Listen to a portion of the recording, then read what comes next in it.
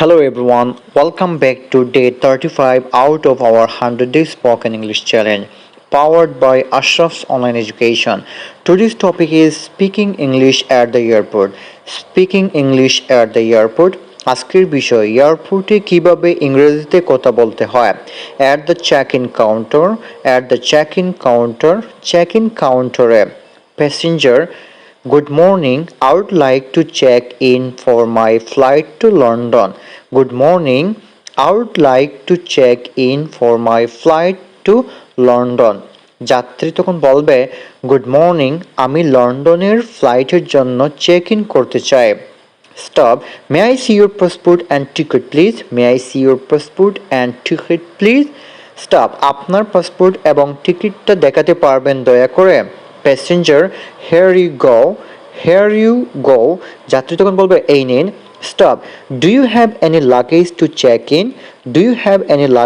Two check in stop আপনার কি luggage check in করতে হবে প্যাসেঞ্জার ইয়েস দিস সুইটকেস যাত্রী হ্যাঁ এই সুইটকেসটা At the immigration desk,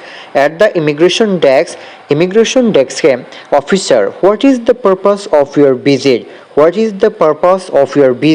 Officer, আপনার ভ্রমণের উদ্দেশ্য কি?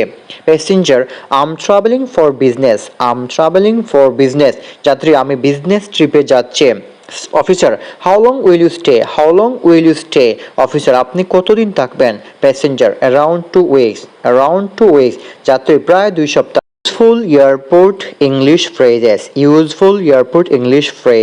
এয়ারপোর্টে ব্যবহারযোগ্য ইংরেজি বাক্য হোয়ার ইজ দ্য